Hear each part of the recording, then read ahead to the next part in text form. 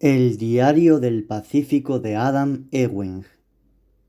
Jueves 7 de noviembre. Más allá de la aldea india, en una playa desierta, me he topado con una serie de pisadas recientes. A través de algas podridas, cocos marinos y bambú, las huellas me han llevado hasta su artífice, un blanco con los pantalones recogidos y el chaquetón de marinero arremangado, la barba arreglada y un enorme gorro de castor, tan enfrascado en cavar y tamizar la finísima arena con una cucharilla, que sólo ha reparado en mi presencia cuando lo he saludado a unos 10 metros de distancia. Es así como he conocido al doctor Henry Goose, cirujano de la aristocracia londinense. Su nacionalidad no me ha sorprendido. No digo que no pueda existir un confín tan remoto o una isla tan lejana como para pasar allí una temporada sin tropezarse con un inglés, pero yo desde luego no los he visto en ningún mapa. ¿Acaso había perdido algo el doctor en aquella orilla desolada? ¿Podía servirle de ayuda? Tras decir que no con la cabeza, desató el nudo de su pañuelo y me mostró el contenido con evidente orgullo.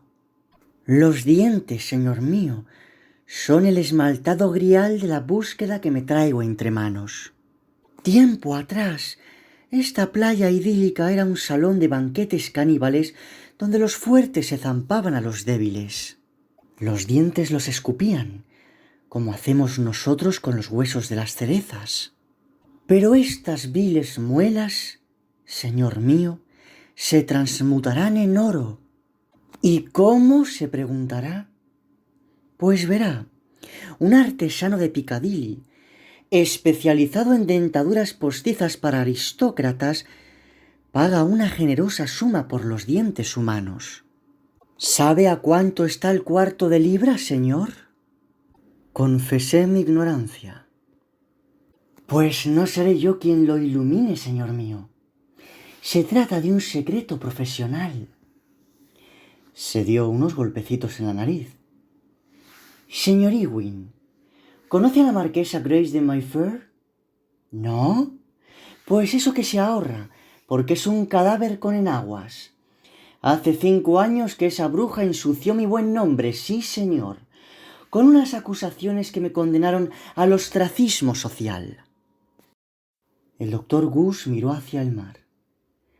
Ese aciago día dieron comienzo mis peregrinaciones. Manifesté mi compasión por las vicisitudes del doctor. Se lo agradezco, señor, se lo agradezco de veras, pero estas cuentas de marfil, dijo agitando el pañuelo, son los ángeles redentores. Permítame que me explique. La marquesa lleva dentaduras fabricadas por el susodicho médico. Las próximas navidades, cuando esa burra emperifollada tome la palabra en su baile de los embajadores, yo, Henry Goose, me pondré en pie y declararé ante todos los presentes que nuestra anfitriona mastica con piños de caníbal. Sir Harbert, es de esperar, me desafiará. Demuéstrelo con pruebas o le exijo un desagravio, rugirá ese mastuerzo. Y yo replicaré, ¿pruebas, Sir Harbert? Yo mismo recogí los dientes de su madre de una escupidera de los mares del sur. Mire, aquí tengo más ejemplares. Y arrojaré estos mismos dientes a la sopera de sopa de tortuga. Y ese, señor mío, ese será mi desagravio. Los plumillas de lengua viperina despellejarán a la glacial marquesa en los ecos de sociedad. Y si la temporada que viene la invitan al baile del asilo, ya puede darse con un canto en los dientes. Le he deseado un buen día y me he despedido apresuradamente. Me temo que Henry Goose está loco de atar. Viernes 8 de noviembre. En el rudimentario astillero que veo desde mi ventana, el trabajo prosigue en torno al botalón de foque bajo la dirección del señor Sykes. El señor Walker, el único posadero de Ocean Bay, es también el principal tratante de madera del lugar y alardea de los años que pasó en Liverpool como arquitecto naval. Ya estoy lo bastante versado en materia de protocolo austral para pasar por alto una verdad tan inverosímil como esa. Me ha dicho el señor Sykes que le hará falta una semana entera para dejar el Prophetess en condiciones. 7 días enclaustrado en el Musket pueden parecer una severa condena. Pero cuando me acuerdo de las garras de la diabólica tempestad y de los marinos desaparecidos en alta mar, el infortunio que padezco se me antoja menos grave. Esta mañana me he encontrado al doctor Goose en las escaleras y hemos desayunado juntos. Se aloja en el Musket desde mediados de octubre. Llegó aquí a bordo del Namorados, un mercante brasileño procedente de las Fiji, donde ejercía de médico en una misión. Ahora está esperando la llegada del Nelly, un navío australiano dedicado a la caza de focas que ya viene con bastante retraso, para que lo lleve a Sídney. En la colonia buscará empleo a bordo de algún barco de pasajeros con rumbo a su Londres natal. La opinión que vertí sobre el doctor Goose fue injusta y precipitada. Para prosperar en mi profesión hay que ser tan cínico como Diógenes, pero el cinismo puede dejarte ciego a virtudes más sutiles. El doctor tiene sus rarezas y está encantado de contarlas por un trago de pisco portugués, sin excederse jamás, pero hay que reconocer que es el único caballero que podría haberme encontrado en estas latitudes, al este de Sídney y al oeste de Valparaíso.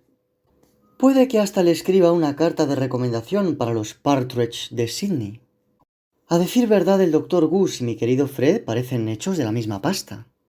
Dado que el mal tiempo impedía mi paseo matinal, nos pusimos a charlar junto al fuego y las horas pasaron volando como minutos. Hablé largo y tendido de Tilda y Jackson, así como del miedo que me daba contraer la fiebre del oro en San Francisco. Luego la conversación derivó de mi ciudad natal a mis recientes labores notariales en Nueva Gales del Sur, y de ahí a Gibbon, Malthus y Godwin, pasando por las sanguijuelas y las locomotoras. El diálogo atento es un bálsamo que echo mucho en falta a bordo del Prophetess, y el doctor es todo un erudito. Además, posee un hermoso ejército de piezas de ajedrez talladas en hueso de ballena que no dejaremos tranquilo hasta que zarpe el Prophetess o llegue el Nelly. Sábado, 9 de noviembre. La aurora brilla como un dólar de plata. Nuestra goleta, anclada en la bahía, todavía ofrece un espectáculo lamentable. En la orilla están reparando el casco de una canoa de guerra india. Henry y yo hemos partido con ánimo festivo hacia la playa del Banquete, saludando alegremente a la criada que trabaja para el señor Walker. La huraña muchacha estaba tendiendo la colada en un arbusto y no nos ha hecho ni caso. Tiene una pizca de sangre negra y me figuro que la raza de su madre no distará mucho de los nativos de la jungla. Al rodear la aldea india, un zumbido nos despertó la curiosidad y decidimos investigar su origen. El asentamiento está cercado con una empalizada tan deteriorada que puede traspasarse por 12 puntos. Una perra pelona levantó la cabeza, pero estaba desdentada y moribunda, y no nos ladró. Un círculo exterior de chozas ponga, hechas de ramas, muros de barro y techos de estera, se levanta al abrigo de las moradas nobles, unas estructuras de madera con dinteles labrados y porches rudimentarios. En el centro de la aldea estaba teniendo lugar una flagelación pública. Henry y yo éramos los únicos blancos, pero podían distinguirse 3 castas de espectadores nativos. El jefe, envuelto en su manto emplumado, ocupaba el trono, mientras los nobles tatuados, con sus respectivas mujeres e hijos, permanecían de pie, unos 30 en total. Los esclavos, de tez más oscura que sus amos mulatos, y en un número menor a la mitad de estos, estaban en cuclillas en el barro. ¡Qué congénita indolencia bovina! Picados de viruelas y de pústulas del haki-haki, los pobres diablos observaban el castigo sin mostrar reacción alguna, salvo aquel curioso sonido, parecido al zumbido de las abejas. ¿Qué significaba? ¿Empatía o condena? No había forma de saberlo. El verdugo era un Goliat cuyo físico habría intimidado a cualquier luchador profesional del oeste americano. Tenía lagartos grandes y pequeños tatuados en cada centímetro de su musculatura. El pellejo de ese salvaje bien podría valer un dineral, aunque no seré yo, ni por todas las perlas de Hawái, quien ose arrancárselo. El pobre prisionero, encanecido por largos años de penurias, estaba desnudo y amarrado a 2 maderos dispuestos en forma de V invertida. Con cada latigazo se le estremecía el cuerpo. La espalda era un pergamino de runas ensangrentadas, pero el rostro impávido traslucía la serenidad de un mártir que el Señor ya hubiese acogido en su seno. Lo reconozco. A cada latigazo creía que me desmayaba. Entonces sucedió algo de lo más curioso. El salvaje, desplomado bajo la azotaina, alzó la cabeza, hasta entonces gacha, y al verme, me lanzó una extraña y amistosa mirada de complicidad. Fue como si un actor descubriese en el palco real a un viejo amigo que no veía desde hacía mucho tiempo y, a espaldas del público, le comunicase que lo había reconocido. Entonces se nos aproximó un nativo tatuado y desenvainó un puñal de sílex para dejar claro que no éramos bienvenidos. Le pregunté por el delito del prisionero, pero Henry me pasó el brazo por encima del hombro. «Vamos, Adam. Un hombre sensato no se interpone entre una fiera y su comida». Domingo 10 de noviembre. El señor Borhave estaba sentado en medio de su fiel camarilla de rufianes, como Lord Anaconda y sus víboras. Cuando me desperté, su celebración dominical ya estaba en marcha en el piso de abajo. Fui a buscar agua para afeitarme y me encontré la taberna llena de marineros esperando turno para aprovecharse de las pobres niñas nativas que Walker había atrapado en una especie de burdel improvisado. Rafael no figuraba entre los depravados. No tengo la menor intención de romper mi ayuno en una casa de lenocinio. Henry sentía la misma repulsión que yo, de manera que nos saltamos el desayuno. La criada debía de estar ocupada en otro tipo de servicio, y nos dirigimos a la capilla para rezar nuestras oraciones sin infringir nuestro ayuno. No habíamos recorrido 200 metros cuando, para mi consternación, me acordé de que había dejado este diario encima de la mesa de mi cuarto en el Masket, a la vista del primer marinero borracho que irrumpiese en él. Temiendo por su integridad y por la mía, si el diario terminaba cayendo en manos del señor Borhave, volví para esconderlo mejor. Amplias sonrisas maliciosas acogieron mi regreso, como si fuese el ruin de Roma.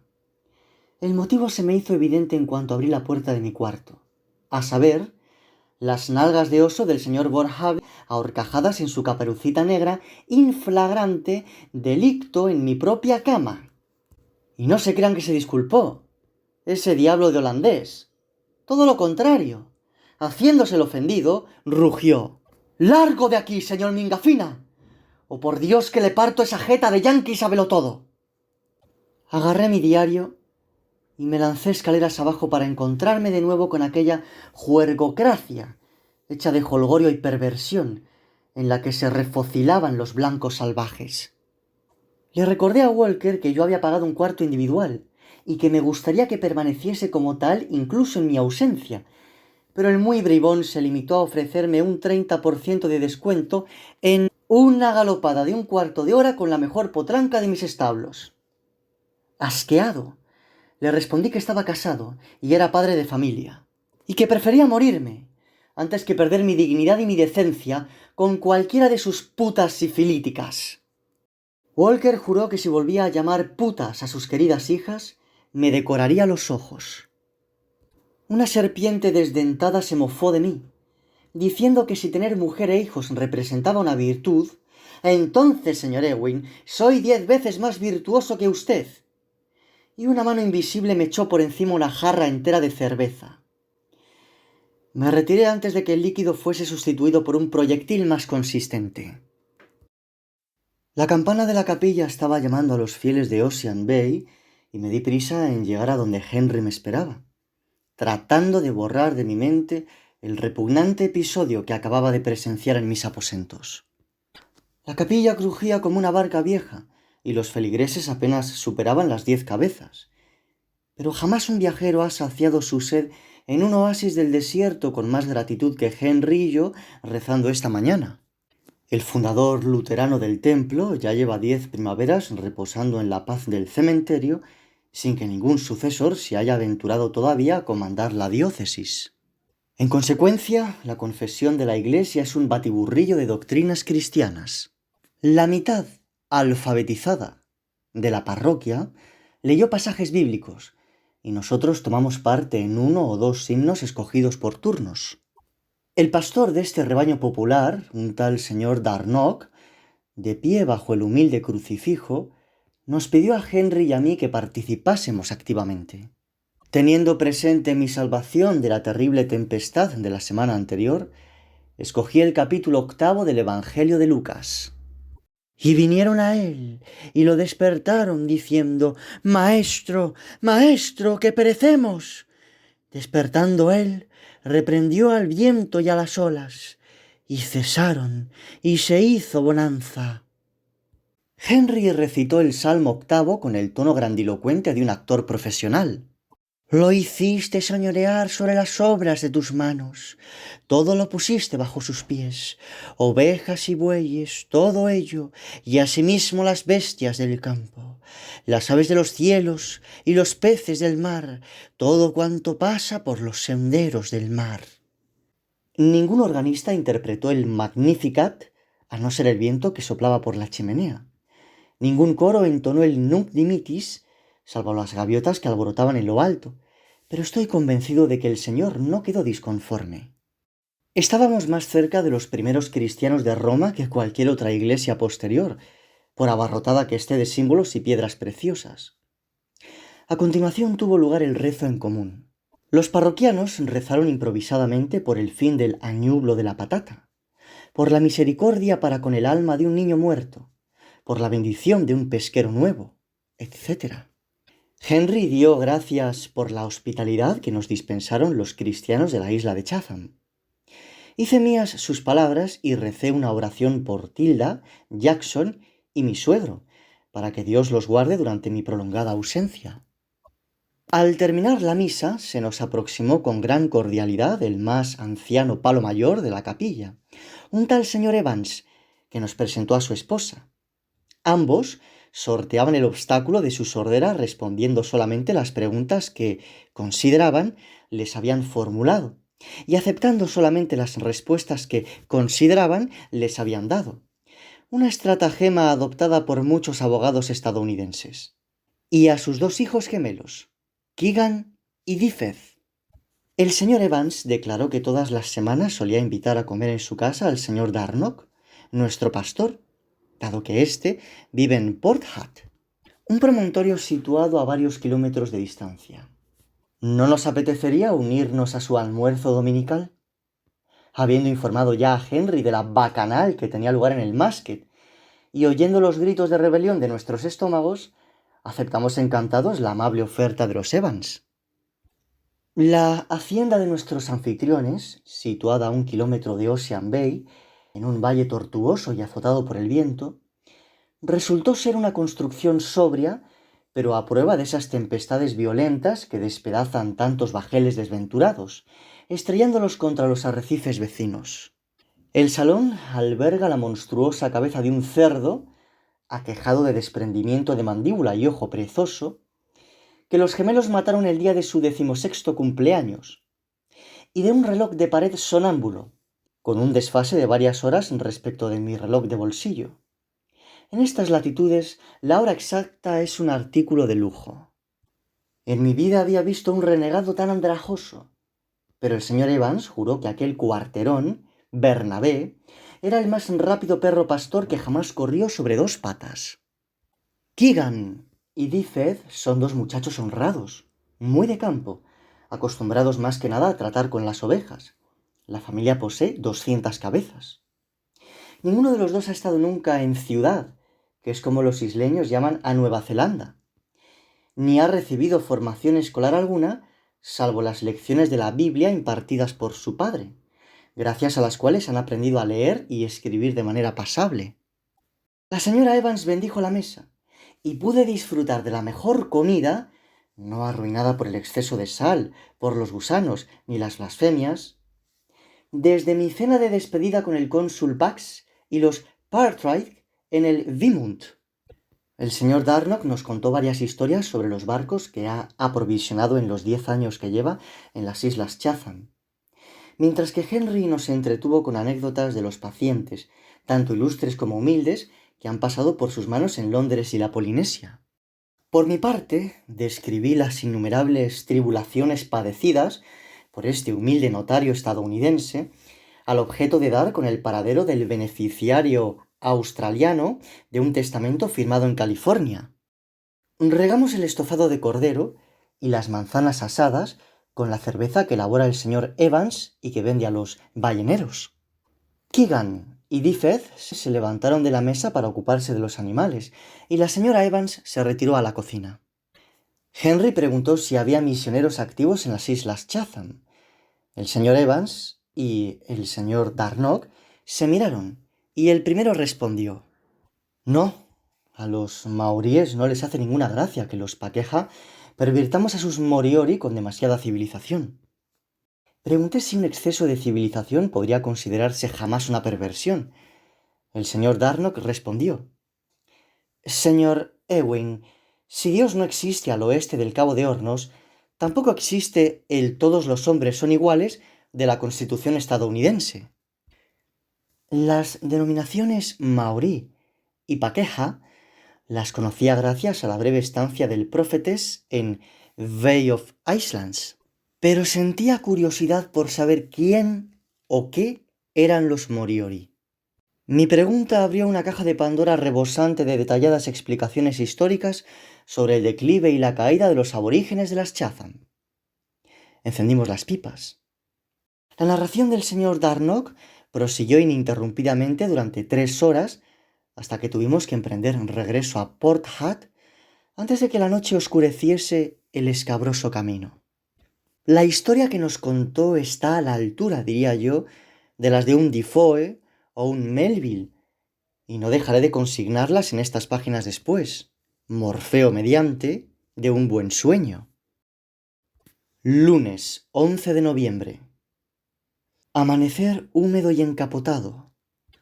La bahía tiene un aspecto viscoso, pero el tiempo es lo bastante apacible para que prosigan las reparaciones a bordo del Prófetes, loado sea Neptuno. Una nueva vela de mesana está siendo izada en su lugar mientras escribo. Un poco después, mientras Henry y yo desayunábamos, llegó el señor Evans como una exhalación e insistió a mi amigo para que fuese a atender a una vecina que vive enclaustrada, una tal viuda Bryden, que se había caído del caballo en un terreno pedregoso. La señora Evans ya estaba al cuidado de la mujer y temía que su vida estuviese en peligro. Henry agarró su botiquín y salió sin más dilación. Me ofrecí a acompañarlo, pero el señor Evans me rogó que fuese comprensivo. La paciente le había hecho prometer que nadie salvo un médico habría de verla impedida. Walker, que había pegado la oreja, me dijo que ningún individuo del sexo masculino había franqueado el umbral de la casa de la viuda desde hacía 20 años. «Esa vieja cerda frígida», declaró, «debe de tener un pie en la tumba para dejar que la sobe semejante matasanos». Los orígenes de los moriori de Rekohu, nombre autóctono de las Islas Chatham, siguen siendo un misterio. El señor Evans se muestra convencido de que descienden de los judíos expulsados de España y cita como prueba sus narices aguileñas y su rictus burlón. La teoría preferida del señor Darnock, según la cual los moriori fueron en su día maoríes que naufragaron a bordo de sus canoas en estas islas remotísimas, se basa en semejanzas lingüísticas y mitológicas y posee, por tanto, un mayor valor lógico. Lo que es cierto es que tras siglos o milenios de aislamiento, los moriori llevaban una vida tan primitiva como la de sus desdichados primos de la tierra de Van Diemen. El arte de la construcción naval, a excepción de rudimentarias balsas de ramas trenzadas para cruzar los estrechos entre las islas, y el de la navegación, cayeron en desuso. El globo terráqueo albergaba otras tierras holladas por otros países, era algo que los Moriori no sospechaban ni por ensoñación. Su lengua, de hecho, carece de la palabra raza, y Moriori significa simplemente gente. Tampoco practicaban la cría de animales. En estas islas jamás hubo mamífero alguno hasta que un ballenero de paso abandonó deliberadamente unos cerdos con el objeto de que proliferasen. En su estado virginal, los Moriori se alimentaban de los frutos de la naturaleza. Recogían moluscos paua, pescaban cigalas, robaban huevos de aves, cazaban focas, recogían algas y excavaban la tierra en busca de larvas y raíces. Hasta ahora los Moriori no eran sino una versión local de esos salvajes de falda de lino y capa emplumada que habitan los cada vez más raros puntos ciegos del océano aún no civilizados por el hombre blanco. La vieja pretensión de singularidad de Rekoju, sin embargo, reside en su excepcional credo pacífico. Desde tiempo inmemorial, la casta sacerdotal de los Moriori dictaba que quienquiera que derramase sangre humana aniquilaría su propio mana, esto es, su honor, su valía, su posición social y su alma. Ningún Moriori jamás daría cobijo, alimento, conversación, ni tan siquiera una ojeada a la persona non grata. Si el homicida condenado al ostracismo lograba sobrevivir al primer invierno, la desesperación que le provocaba la soledad era tal que por lo general lo empujaba hasta un precipicio del cabo Young, donde se quitaba la vida. Imagínense, nos instó el señor Darnock, 2000 salvajes, según la estimación más verosímil del señor Evans, que consagran el no matarás de palabra y obra y que conciben una carta magna oral para crear una armonía desconocida en cualquier otro lugar durante los 60 siglos transcurridos desde que Adán probó el fruto del árbol del conocimiento. La guerra era un concepto tan ajeno a los Moriori como el telescopio a los pigmeos. La paz, no un hiato entre dos guerras, sino milenios de paz imperecedera, ha gobernado estas islas remotas. ¿Quién puede negar que la antigua Rekoju fue más similar a la utopía de Tomás Moro que nuestros estados de progreso gobernados por reyezuelos sedientos de guerra en Versalles y Viena, en Washington y Westminster? Aquí, declamó el señor Darnock, y sólo aquí, existió en carne y hueso esa inaprensible fantasía del buen salvaje. De camino al masket, Henry confesó: «Nunca me atrevería a calificar de buena una raza de salvajes tan atrasados que no saben ni arrojar una lanza como Dios manda. La paz es como el cristal. Si se golpea repetidamente, termina mostrando su fragilidad. El primer golpe que se llevaron los Moriori fue el de la bandera de la Unión, que en nombre del rey Jorge plantó en la hierba de Skirmish Bay, el teniente de navío Broughton, del Chatham, un navío de su majestad hace justo 50 años. 3 años después, el descubrimiento de Broughton figuraba ya en las cartas de navegación de las agencias de Sídney y Londres. Y un puñado de colonos, entre los que figuraba el padre del señor Evans, marineros naufragados y convictos en desacuerdo con la oficina colonial de Nueva Gales del Sur, acerca de los términos de su confinamiento, cultivaban calabazas, cebollas, maíz y zanahorias. Estos productos se los vendían después a los cazadores de focas. Segundo golpe a la independencia de los Moriori, que vieron defraudadas sus esperanzas de prosperidad cuando la espuma marina se tiñó de sangre de foca. El señor Darnock ilustró los beneficios con el siguiente cálculo. Una sola piel alcanzaba los 15 chelines en Cantón, y esos cazadores de focas juntaban más de 2000 pieles por barco. Pocos años después, solo quedaban focas en los escollos más alejados, y los cazadores también tuvieron que dedicarse a plantar patatas y criar ovejas y cerdos en una escala tal que hoy en día las Chatham reciben el sobrenombre de la Granja del Pacífico. Estos granjeros advenedizos Artigan la tierra con fuegos que siguen ardiendo bajo la turba durante muchas estaciones, provocando periodos de sequía que vienen a sumarse a las demás calamidades. El tercer golpe a los Moriori se lo propinaron los balleneros, que actualmente hacen escala en Ocean Bay, Waitangi, Owenga y Tehuacaru, en un número cada vez mayor para carenar los cascos, llevar a cabo reparaciones y descansar. Los gatos y las ratas de los balleneros se multiplicaron como las plagas bíblicas y devoraron los pájaros de madriguera, cuyos huevos eran tan valiosos para la dieta de los Moriori. En cuarto lugar, esas enfermedades variopintas que parecen mostrar preferencia por las razas más oscuras en cuanto se les aproxima la civilización blanca, diezmaron más si cabe el censo aborigen.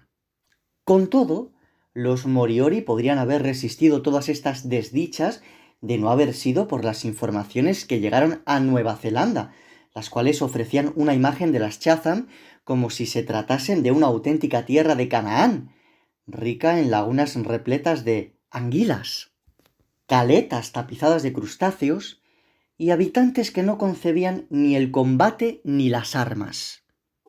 A oídos de los Ngati Tama y de los Ngati Mutunga, dos clanes de los maoríes Taranaki Te Atiawa, la genealogía maorí, asegura el señor Darnock, es tan intrincada como esos árboles genealógicos tan reverenciados por la pequeña nobleza europea, hasta el punto de que cualquier niño de esa raza iletrada es capaz de citar al instante el nombre y título de su tatarabuelo. Esos rumores sonaban como la justa compensación por los territorios ancestrales que acababan de perder en las recientes guerras del Mosquete. Enviaron espías para poner a prueba el coraje de los Moriori infringiendo sus tabúes y profanando sus lugares sagrados. Los Moriori reaccionaron a tales provocaciones según el imperativo de nuestro Señor, es decir, poniendo la otra mejilla. Y los sacrílegos regresaron a Nueva Zelanda con la constatación del aparente apocamiento de los Moriori. Los conquistadores maoríes, todos tatuados, encontraron su armada, siquiera compuesta por una sola embarcación, en la persona del capitán Hargood, del bergantín Rodney, quien, a finales de 1835, accedió a transportar en 2 viajes a 900 maoríes y 7 canoas de guerra a cambio de patatas, armas de fuego, cerdos, una inmensa partida de lino tratado y un cañón. El señor Darnock se encontró a Hargood hace 5 años en una taberna de Bay of Islands, hecho un pordiosero. Al principio negó ser el mismo Hargood del Rodney, pero luego juró que lo habían obligado a transportar a los salvajes, aunque sin aclarar de qué modo le fue impuesta esa obligación. El Rodney zarpó de Port Nicholas en noviembre, pero su cargamento pagano de 500 almas entre hombres, mujeres y niños, todos hacinados en la bodega durante los 6 días de travesía, inmersos en vómitos y excrementos y sin la más mínima provisión de agua, llegó a la ensenada de Wangatete en unas condiciones tan precarias que, de haberlo querido, hasta los Moriori habrían podido masacrar a sus belicosos primos. En vez de eso, los buenos samaritanos prefirieron compartir la menguada abundancia de recoju y, antes que destruir su mana derramando sangre humana, atendieron a los maoríes enfermos y moribundos hasta que se repusieron. No era la primera vez que llegaban maoríes a recoju, explicó el señor Darnock, pero nunca se habían quedado. Luego los Moriori dedujeron que esos colonizadores también los dejarían en paz. Su generosidad se vio recompensada cuando el capitán Hargood volvió de Nueva Zelanda con 400 maoríes más. Esta vez, los forasteros empezaron a reivindicar la propiedad de la isla, apelando al takaji, un ritual maorí que viene a significar pisar la tierra para poseerla. La vieja recoju fue por tanto dividida y a los Moriori se les informó de que ahora eran vasallos de los maoríes. A comienzos de diciembre, una docena de nativos protestaron y fueron asesinados a hachazos como si tal cosa. Los maoríes demostraron ser alumnos aventajados de los ingleses en el siniestro arte de la colonización. La isla de Chatham encierra en su interior una extensa laguna de agua salada, Tehuanga, suerte de mar interior que ve su volumen aumentado por el océano durante la pleamar, a través de los labios de la laguna, situado en Te Aguapatiki. Hace 14 años, los Moriori celebraron en ese lugar sagrado una asamblea que duró 3 días a fin de responder a la siguiente pregunta. ¿El derramamiento de sangre maorí conllevaría inevitablemente la destrucción del propio Mana? Los más jóvenes arguyeron que la doctrina de la paz no era aplicable a forasteros caníbales de los cuales los antepasados Moriori nada podían haber sabido. Los Moriori debían matar o ser muertos. Los ancianos llamaron al apaciguamiento. Mientras protegiesen el Mana junto con su tierra, los dioses y antepasados los librarían de todo mal. «Abrazad al enemigo», clamaban los ancianos, «para evitar que os golpee». «Abrazad al enemigo», parafraseó Henry, «para sentir su puñal haciéndoos cosquillas en los riñones». Ese día ganaron los ancianos, pero poco importó. Cuando los maoríes están en inferioridad numérica, nos contó el señor Darnock, toman la delantera atacando primero y con extrema violencia, como podrían atestiguar muchos desafortunados británicos y franceses desde sus tumbas. Los Nagati Tama y los Nagati Mutunga también se reunieron en consejo. Al volver de la asamblea, los Morioris encontraron una serie de emboscadas y una noche de infamia que excedía la peor de sus pesadillas. Masacre, aldeas incendiadas, rapiña, hileras de mujeres y hombres empalados en las playas, niños escondidos en agujeros, rastreados y descuartizados por perros de caza. Con la vista puesta en el mañana, algunos caciques solo asesinaron lo bastante para infundir en los supervivientes una obediencia nacida del terror. Otros no fueron tan comedidos. En la playa de Waitangi, 50 Moriori fueron decapitados, fileteados, envueltos en hojas de lino y asados en un gigantesco horno de tierra con llames y boniatos. Menos de la mitad de los Moriori que habían visto el último anochecer de la vieja Rekoju seguían con vida cuando despuntó el amanecer maorí. Hoy quedan menos de 100 Moriori de pura sangre, dijo apesadumbrado el señor Darnock. Sobre el papel, ya hace años que la corona británica los liberó del yugo de la esclavitud, pero a los maoríes les traen sin cuidado los papeles. Estamos a una semana de navegación de la casa del gobernador, pero su majestad no tiene ninguna guarnición en las Chatham. Le pregunté por qué los blancos no les habían parado los pies a los maoríes durante la matanza. El señor Evans ya no dormía más, ni estaba tan sordo como yo creía. ¿Ha visto alguna vez guerreros maoríes excitados por la sangre, señor Ewing? Le dije que no. Pero seguro que ha visto tiburones excitados por la sangre, ¿verdad? Le dije que sí. Muy bien. Pues imagínese un cordero ensangrentado que patalea en un bajío infestado de tiburones. ¿Qué se puede hacer? ¿Quedarse fuera del agua? ¿O intentar pararles las mandíbulas a los tiburones? No teníamos alternativa. Por supuesto que ayudamos a los que llamaron a nuestra puerta. Nuestro pastor Bernabé era uno de ellos. Pero si esa noche nos hubiésemos aventurado a salir, jamás habríamos vuelto. Piense usted que por aquel entonces en Chatham los blancos éramos menos de 50, mientras que los maoríes eran 900. Los maoríes pueden vivir al lado de los paqueja, pero nos desprecian, no lo olvide. ¿Cuál es la moraleja? La paz, por más preciada que sea a los ojos de nuestro Señor, es una virtud esencial solo si el vecino comparte la misma creencia. Noche. El nombre del señor Darnock no es muy querido en el Musket. Un negro blanco, un bastardo de sangre mestiza, me dijo Walker. Nadie sabe exactamente qué es.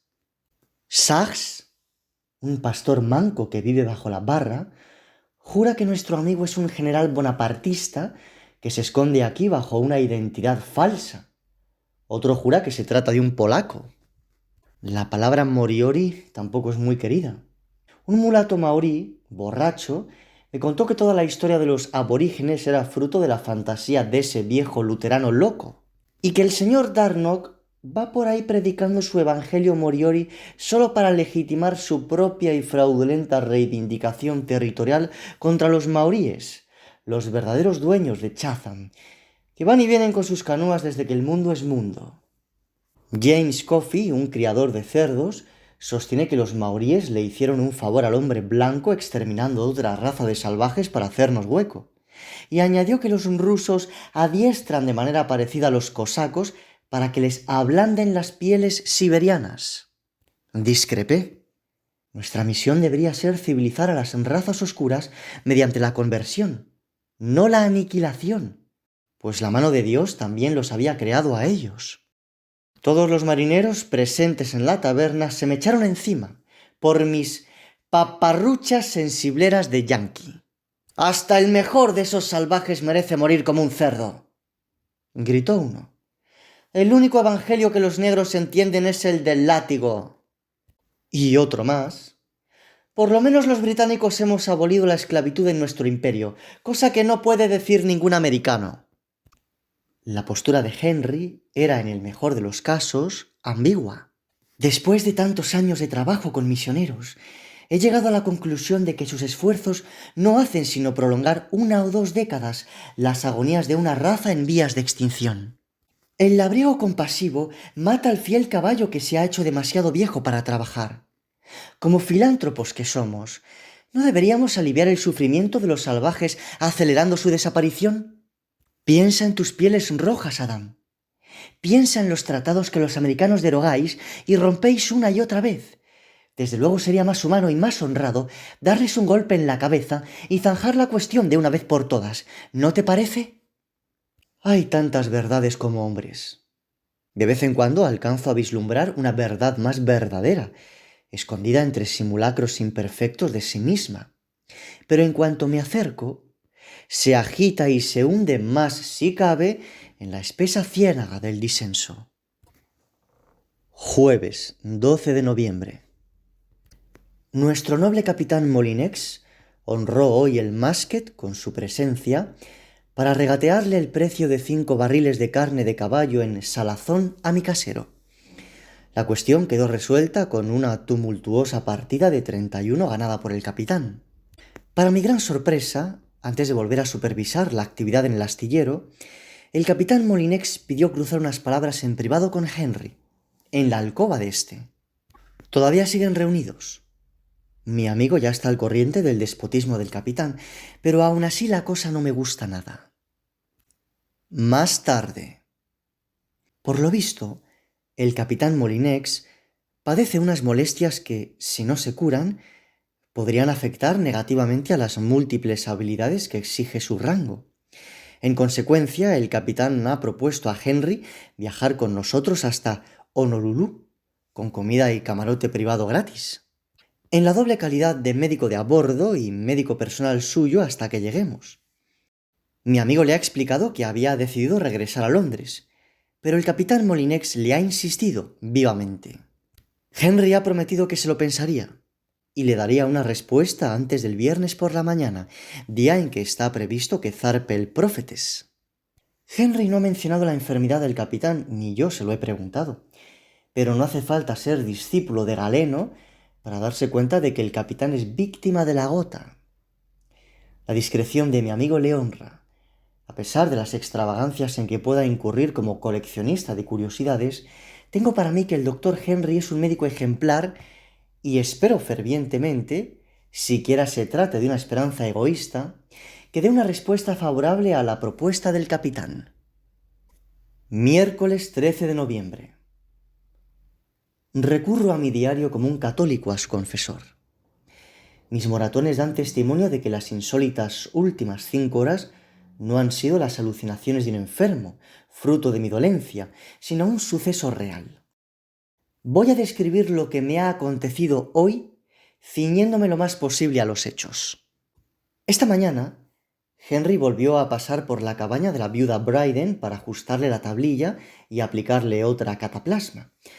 Por mi parte, antes de sucumbir al ocio, prefería escalar una elevada colina situada al norte de Ocean Bay, conocida como el Peñasco del Cono, cuya altura prometía ofrecer una vista inmejorable del interior de la isla de Chatham. Henry, dada su mayor experiencia, es lo bastante sensato para negarse a caminar por una isla inexplorada y habitada por caníbales. El plácido riachuelo que baña Ocean Bay me guió a través de pastizales pantanosos, lomas erizadas de tocones y bosques vírgenes tan pútridos, espinosos y enmarañados, que me vi obligado nada menos que a trepar como un orangután. De repente se desató un chaparrón de granizo que, tras sepultar la selva bajo un frenético tamborileo, concluyó bruscamente. Espié a un tordo petinegro. Tenía un plumaje oscuro como la noche y su impasibilidad rayaba en el desprecio. Un tuí invisible se arrancó a cantar, pero mi imaginación calenturienta le atribuyó el humano don de la palabra. «Ojo por ojo», chillaba delante de mí, aleteando en aquel laberinto de brotes, ramas y espinas. «Ojo por ojo». Al cabo de una agotadora ascensión, alcancé la cima penosamente lacerado y arañado. No sé qué hora sería, pues anoche me olvidé de dar cuerda a mi reloj de bolsillo. Durante mi subida había descendido la espesa bruma que envuelve estas islas. El término aborigen recoju significa, según nos informó el señor Darnock, sol de las nieblas. De modo que el panorama que tanto ansiaba contemplar se quedó en unas cuantas copas de árboles difuminadas entre la neblina. Valiente premio para tanto esfuerzo. La cumbre del peñasco del cono es un cráter con un diámetro de unas cuantas decenas de metros que rodea una hoya de paredes escarpadas, cuya base debe de extenderse muy por debajo del lúgubre follaje de un centenar o más de árboles copi. Jamás se me ocurriría explorar esas profundidades sin la ayuda de cuerdas y piqueta. Estaba recorriendo la boca del cráter en busca de un sendero más despejado que me llevase de vuelta a Ocean Bay, cuando un ruido espeluznante me arrojó al suelo. La mente siente horror del vacío y acostumbra a poblarlo con fantasmas, de manera que lo primero que vi fue un jabalí a la carga, y acto seguido, un guerrero maorí lanza en ristre y con el odio ancestral de su ralea estampado en el rostro. Tan solo era un albatros, con las alas preñadas de viento como un velero. Lo vi desaparecer entre la niebla translúcida. Me encontraba a más de 1 metro de la boca del cráter, pero para mi espanto, la tierra se desmoronó bajo mis pies como si fuese un bizcocho. En lugar de terreno sólido, estaba pisando un saliente. Me hundí hasta la barriga, aferrándome desesperadamente en algunos hierbajos, pero se partían entre mis dedos, y me precipité como un muñeco arrojado a un pozo.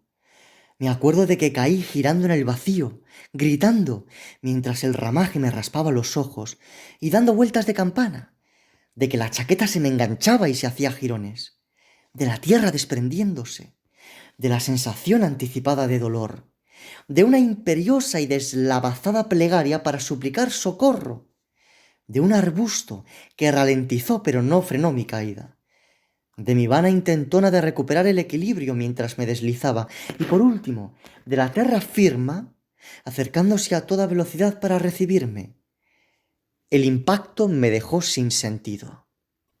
Estaba tendido entre colchas vaporosas y cojines estivales, en un dormitorio de San Francisco parecido al mío. Una mucama enana decía: «¡Qué calamidad de niño eres, Adam!». Entonces llegaban Tilda y Jackson, pero cuando trataba de expresar mi alegría, lo que salía de mi boca no eran los sonidos propios del inglés, sino los ladridos guturales de una raza salvaje.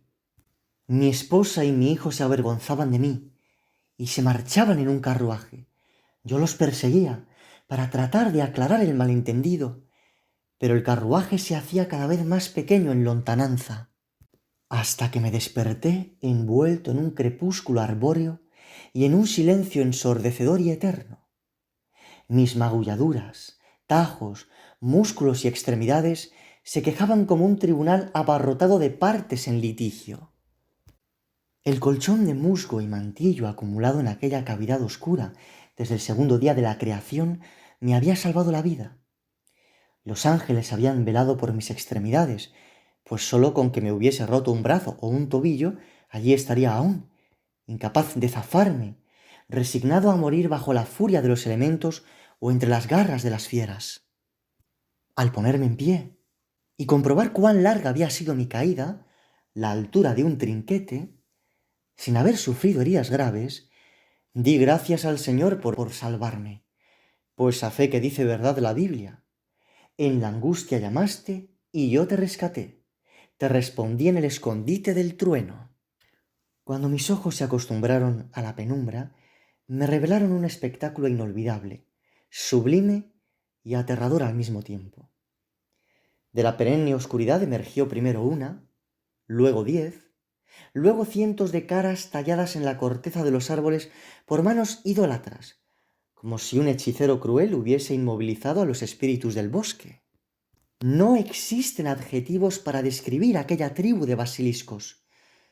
Solo lo inanimado puede parecer tan lleno de vida.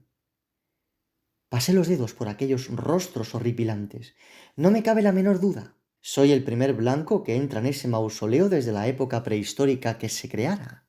El dendróglifo más reciente tendrá, calculo, unos 10 años, pero los más antiguos, dilatados a medida que los árboles crecían, son obra de paganos cuyos espíritus hace ya mucho que pasaron a mejor vida. Una obra tan antigua solo puede deberse a los Moriori del señor Darnock. El tiempo transcurría en aquel lugar embrujado mientras buscaba la manera de salir, animado por el pensamiento de que los creadores de las esculturas arbóreas debían de haber dispuesto alguna vía para salir de aquel foso. Una de las paredes parecía menos escarpada que las demás y ciertas enredaderas fibrosas podían servirme de jarcias. Ya me disponía a emprender la escalada cuando me llamó la atención un extraño zumbido. ¿Quién anda ahí?, grité. Un gesto de lo más temerario para un blanco desarmado que acababa de profanar un templo pagano. ¡Salga de su escondite! El silencio se tragó mis palabras, y también el eco, mofándose de mí.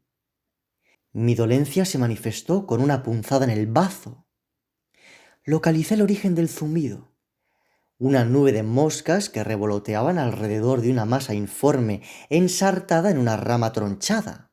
Lo hurgué con un palo y casi vomito, pues se trataba de un hediondo pedazo de víscera. Ya estaba a punto de salir corriendo cuando el sentido del deber me obligó a ahuyentar la oscura sospecha de que lo que colgaba de aquel árbol era un corazón humano.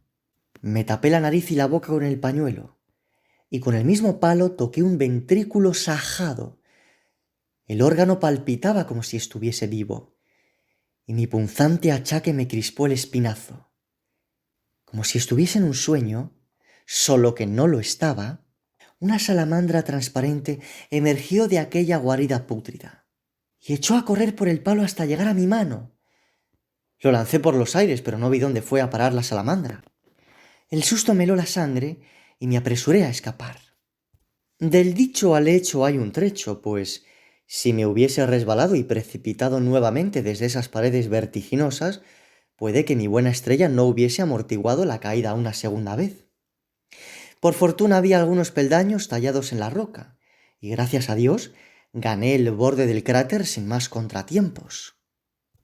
Envuelto de nuevo en la funesta neblina, y anhelando la presencia de hombres de mi propia raza, sí, aunque fuesen los zafios marineros del Musket, emprendí el descenso en la dirección que esperaba que fuese la correcta, o sea, hacia el sur. Mi propósito inicial de comunicar cuanto había visto se imponía naturalmente informar al señor Walker, cónsul de facto, sino de iure, del robo de un corazón humano. Fue perdiendo fuelle conforme me aproximaba a Ocean Bay. Y así sigo, sin tener claro qué comunicar y a quién. Lo más probable es que el corazón fuese de cerdo o de oveja, seguro. La posibilidad de que un Walker o cualquiera de su calaña pudiese talar los árboles y venderlos dendróglifos al primer coleccionista de turno atenta contra mi conciencia. Seré un sentimental, pero no tengo la menor intención de convertirme en el desencadenante de la profanación definitiva que a buen seguro sufrirían los Moriori. Tarde. En el cielo ya lucía la Cruz del Sur cuando Henry regresó al Masket después de que lo hubiesen retenido varios isleños deseosos de consultar sus reumas, pianes e hidropesías al sanador de la viuda Bryden. Si las patatas fuesen dólares, se lamentó mi amigo, ya sería más rico que Nabucodonosor.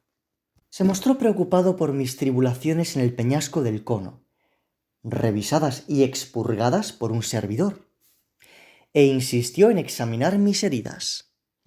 Horas antes yo había convencido a la criada de que me llenase la bañera, y el baño me había sentado de maravilla. Henry me dio un tarro de bálsamo para las inflamaciones y no quiso aceptar ni un centavo. Temiéndome que esa fuese mi última oportunidad de consultar a un médico competente, Henry ha decidido rechazar la propuesta del capitán Molinex. Di rienda suelta a los temores que me inspira mi dolencia. Mi amigo me escuchaba con atención, haciéndome preguntas sobre la frecuencia y duración de los ataques. Se lamentó de la falta de tiempo y del instrumental adecuado para un diagnóstico completo, pero me recomendó que al llegar a San Francisco acudiese con la mayor urgencia a un especialista en parásitos tropicales. No me atreví a decirle que no existe ninguno. No logro conciliar el sueño. Jueves, 14 de noviembre. Zarparemos de buena mañana con la marea. Vuelvo a estar a bordo del Prophetess, pero no fingiré que estoy contento. Han metido en mi ataúd 3 rollos enormes de maroma que debo escalar para llegar a mi litera, pues no queda un solo centímetro de suelo visible. El señor Darnock le vendió al contramaestre media docena de barriles de provisiones diversas y un rollo de tela para velas, lo cual indignó a Walker. Después subió a bordo para supervisar la entrega y recibir el dinero en persona y me deseó buen viaje. Dentro de mi ataúd estábamos apretujados como 2 hombres en un pozo, así que subimos a cubierta, pues hacía una tarde muy agradable. Tras charlar de varios asuntos, nos estrechamos la mano y se volvió a su embarcación, un queche tripulado con suma habilidad por 2 jóvenes sirvientes de raza mestiza. El señor Roderick se ha mostrado poco solidario con mi petición de guardar los molestos rollos de maroma en otra parte, pues él mismo se ha visto obligado a abandonar su camarote privado, como explicaré más adelante, para instalarse en el castillo de proa con los marineros comunes, cuyo número ha aumentado con la llegada de 5 castellanos robados al navío español que también fondea en la bahía. Su capitán, que era la viva estampa de la furia, estuvo en un tris de declarar la guerra al Prophetess, contienda de la que sin duda habría salido trasquilado, pues pilota una bañera con más agujeros que un colador, cuando lo que debería hacer es dar gracias al cielo de que el capitán Molinex no necesite más desertores. El simple rótulo Destino, California, se diría bañado en oro por cómo atrae a todos los hombres, cual farol a las polillas. Los 5 marineros nuevos van a sustituir a los 2 que desertaron en Bay of Islands y a los desaparecidos en la tempestad, pero todavía nos faltan varios para tener una tripulación completa. Según me dice Findar, los hombres se quejan de la nueva disposición porque, con Roderick alojado en el castillo de proa, ya no podrán charlar libremente en torno a una botella. El destino me ha compensado con creces. Después de saldar la usuraria cuenta de Walker, sin dejarle ni un centavo de propina al muy granuja, me encontraba guardando mis cosas en el baúl cuando de pronto entró Henry saludándome de esta guisa. «Buenos días, querido combarcano». Dios ha atendido mis plegarias. Henry ha aceptado el puesto de médico de a bordo y ya no estaré solo en este gallinero flotante. El marinero común, en cambio, es una acémila tan desabrida que en lugar de congratularse de que haya un médico a mano para entablillar fracturas y curar infecciones, lo que hace es refunfuñar. ¿Cómo? ¿Que vamos a llevar a un médico de a bordo que no sabe ni caminar por el bauprés? ¿Un matasanos de agua dulce? Confieso cierto resentimiento ante el hecho de que el capitán Molinex haya adjudicado a un caballero como yo, que he pagado pasaje, un catre tan deplorable, mientras él se reserva un camarote mucho más cómodo. Lo más importante, sin embargo, es que Henry ha prometido que en cuanto zarpemos, aplicará sus extraordinarias dotes al diagnóstico de mi dolencia. No tengo palabras para describir mi alivio. Viernes 15 de noviembre. Levamos anclas al amanecer. A pesar de que el viernes, día de Jonás, se considera de mal fario entre los marineros. El capitán Molinex gruñe. Las supersticiones, los días santos y todas esas paparruchas les van bien a las pescaderas, que son todas unas papistas, pero yo estoy aquí para ganar dinero. Henry y yo hemos preferido no aventurarnos por cubierta. Todos los marineros estaban aparejando el barco y con la mar gruesa el viento sur se vuelve muy frío. Anoche la navegación resultó complicada y hoy no lo está siendo menos. Hemos pasado la mitad del día organizando el botiquín de Henry.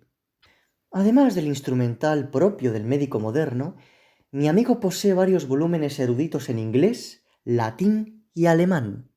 Una caja contiene espectros de polvos en frascos tapados y etiquetados en griego. Mezclando estos polvos se obtienen diversas píldoras y ungüentos. A mediodía nos hemos asomado por la escotilla de popa y las Chatham eran unas manchas de tinta en el plomizo horizonte. Pero el balanceo y el cabeceo pueden jugarles una mala pasada a quienes vengan de una semana en tierra firme. Tarde. Torni el sueco ha llamado a la puerta de mi ataúd. Sorprendido e intrigado por su ademán furtivo, lo he invitado a entrar. Se ha sentado en una pirámide de maroma y me ha susurrado que venía a comunicarme una propuesta de parte de un grupo de compañeros. Dinos dónde están los mejores filones, los secretos, los que os guardáis quienes sois de allí para vosotros solos. Mis amigos y yo haremos el trabajo duro. Tú te quedas sentado tan ricamente y te damos el 10%. Tardé unos instantes en entender que Torni se refería a las minas de California. O sea, que está cociéndose una deserción en masa para cuando el Prófetes llegue a su destino, y yo lo confieso, me encuentro del lado de los marineros. Le juré a Torni que no tenía la más remota idea de yacimientos de oro, pues llevo un año fuera del país, pero que estaría encantado de dibujarles gratis un mapa de los veneros que, según se rumorea, constituyen auténticos Eldorado. El sueco aceptó. Tras arrancar una hoja de este diario, me puse a esbozar un croquis de Sausalito, Venecia, Stanislaus, Sacramento, etc., cuando de repente se oyó una voz malévola. No sabía que fuese usted el oráculo, señor Mingafina. No habíamos oído a Borja bajar por la escalera y abrir la puerta a hurtadillas. Torni gritó todo consternado y confesó su culpa en un santiamén. ¿Qué diantres? Si se puede saber, prosiguió el primer oficial. Tienes tú que tratar con nuestro pasajero, Pústula de Estocolmo. Torni se quedó de una pieza, pero yo no me dejé intimidar y le respondí a ese bravucón que estaba describiendo los lugares de interés de mi ciudad para que Torni pudiera disfrutar al máximo de su permiso en tierra. Borja enarcó las cejas. Ah, con que ahora es usted quien concede los permisos. Qué interesante noticia para mis oídos. Deme ese papel, señor Ewing. Hágame el favor. No lo hice. El holandés no tenía derecho a confiscar el regalo que iba a hacerle al marinero. Oh, usted perdone, señor Ewing. Torni, acepta tu regalo. No tuve más remedio que entregárselo al humillado sueco. Entonces Borja murmuró. Torni, dame ahora mismo tu regalo o te juro por los clavos de las puertas del infierno que te arrepentirás de haber salido a rastras del... Mi pluma se resiste a consignar semejante indecencia. De tu madre. El sueco, muerto de vergüenza, obedeció. Muy instructivo, señaló Borja examinando mi cartografía. El capitán se va a poner muy contento cuando se entere de las molestias que se toma para desasnar a nuestros despreciables marineros, señor Ewing. Torni, 24 horas de guardia en la cofa del Palo Mayor. 48 si te pillo tomando algún refrigerio. Si te entra sed, te bebes tu propio... Torni escurrió el bulto, pero el primer oficial no había terminado conmigo. Los tiburones frecuentan estas aguas, señor Mingafina. Siguen a los barcos en busca de sabrosos despojos arrojados al mar. Una vez vi a uno devorar a un pasajero. El hombre, tan despreocupado como usted en materia de seguridad, se cayó por la borda. Oímos sus gritos. Los tiburones blancos juguetean con sus presas. Las mastican lentamente, una pierna por aquí, un mordisquito por allá. No se imagina lo que tardó en morir aquel pobre desgraciado. Piénselo bien. Dicho lo cual, cerró la puerta de mi ataúd. Borja, como todos los bravucones y tiranos, tiene a gala la misma vena odiosa que lo hace tristemente famoso. Sábado, 16 de noviembre. El destino me ha infligido la situación más desagradable de todo el viaje. Un fantasma de la antigua Recoju me ha condenado, a mí, que solo busco tranquilidad y discreción, a ser blanco de sospechas y habladurías. Y lo peor es que no soy culpable de nada, salvo de ingenuidad cristiana e implacable mala suerte. Ha transcurrido exactamente un mes desde que al zarpar de Nueva Gales del Sur escribí esta frase tan optimista. Preveo una travesía tranquila y aburrida. ¿Cómo parecen mofarse ahora de mí esas palabras? Jamás olvidaré las últimas 18 horas, pero como no consigo dormir ni pensar, y Henry ya se ha acostado, no tengo más remedio contra el insomnio que maldecir mi mala estrella en estas comprensivas páginas. Anoche me retiré a mi ataúd muerto de cansancio. Recé mis oraciones, apagué el farol y, mecido por la miríada de voces del barco, me hallaba ya subido en un profundo sueño cuando una voz ronca procedente del interior de mi ataúd hizo que me despertase de un salto, aterrorizado y con los ojos abiertos como platos. «Massa Ewing», suplicó la voz con un susurro imperioso. «No tenga miedo, Massa Ewing, yo no daño, usted no gritar, por favor». Me incorporé instintivamente y me di un cabezazo con el mamparo. Gracias al doble resplandor trémulo de la luz ambarina que se colaba por la puerta entornada y de la claridad de las estrellas que se filtraba por el ojo de buey, vi desenroscarse un pedazo arrollado de maroma y una silueta oscura surgió como un muerto resucitado por las trompetas del apocalipsis. De repente una recia mano surcó la oscuridad y me tapó la boca antes de que pudiese gritar. El asaltante susurró: «Massa Ewing, yo no hacer daño, usted salvo, yo amigo del señor Darnock, usted conocer él cristiano, no gritar, por favor». La razón terminó por imponerse al miedo. Lo que se escondía en mi camarote era un hombre, no un fantasma. Si hubiese querido rebanarme el pescuezo para robarme el sombrero, los zapatos y la cartera con los documentos, yo ya estaría muerto. Si mi carcelero era un polizón, entonces era él, no yo, quien corría peligro de muerte. Por su habla entrecortada, su silueta menuda y su olor, deduje que se trataba de un nativo. Y estaba solo, en un barco con 50 blancos. De acuerdo. Asentí lentamente para hacerle ver que no iba a gritar. La mano se despegó de mis labios con cautela. «Me llamo Autua», dijo.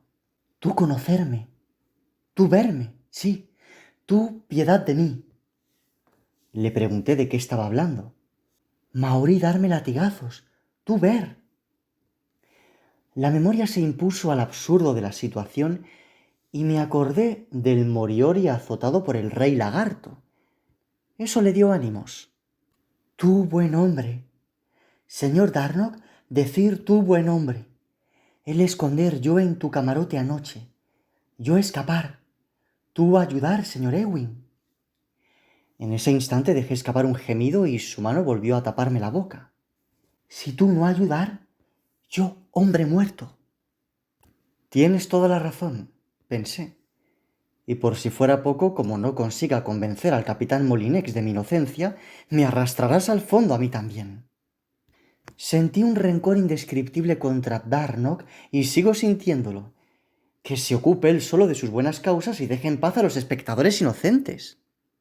Le dije al polizón que ya era hombre muerto. El Prócetes era un navío mercantil, no un vagón de carga para esclavos en fuga.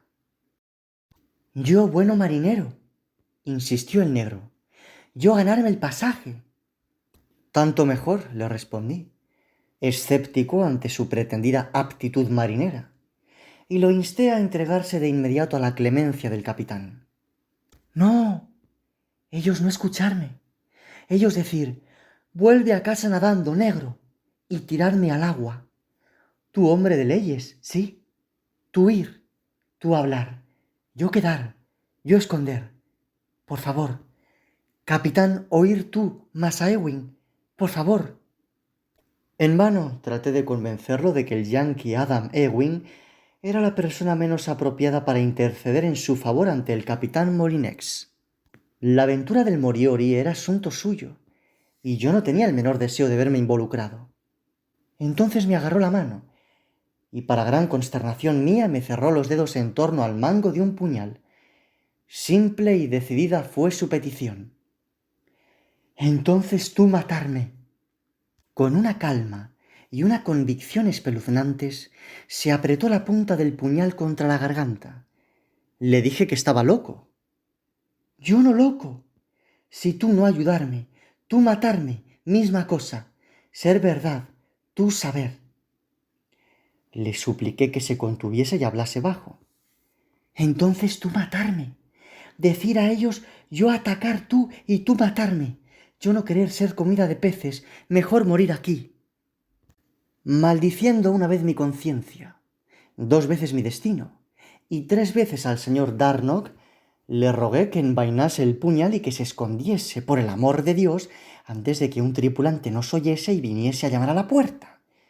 Le prometí hablar con el capitán durante el desayuno, pues despertarlo en plena noche significaría condenar la empresa al fracaso. El polizón se quedó satisfecho, me dio las gracias y volvió a acurrucarse entre los rollos de maroma, endilgándome la poco menos que imposible tarea de preparar la defensa de un polizón aborigen a bordo de una goleta inglesa, y todo ello sin que su descubridor y compañero de camarote resultase condenado por conspiración. Por la respiración del nativo, supe que se había quedado dormido. Tuve la tentación de precipitarme hacia la puerta y gritar socorro, pero a los ojos de Dios mi palabra era sagrada, aunque se la hubiese dado a un salvaje. La disonancia de las maderas crujientes, los mástiles cimbreantes, los cabos que se doblaban, las velas que gualdrapeaban, las pisadas en cubierta, los balidos de las cabras, las ratas que correteaban de un lado a otro, las bombas que bombeaban, la campana que marcaba las guardias, las riñas y risotadas procedentes del castillo de proa, las órdenes a voz en grito, las salomas para alar del cabrestante y el eterno reino de la Nereida Tetis, todo eso parecía arrullarme mientras discurría cómo convencer al capitán Molinex de mi inocencia en la trama urdida por Darnock. Ahora tendré que ser más cuidadoso que nunca para que este diario no caiga en manos hostiles. Cuando de repente, un grito en falsete, iniciado a lo lejos pero acercándose a velocidad de vértigo, se frenó en seco contra la cubierta, a escasos centímetros encima de mi cabeza. ¡Qué final tan espantoso!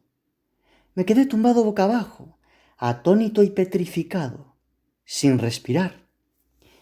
Se alzaron voces en grito, alejadas y cercanas, un estrépito de pisadas y un eco alarmado. ¡Despertad al doctor Gus! ¡Pobre desgraciado! ¡Caer desde cuerda! ¡Morir ya!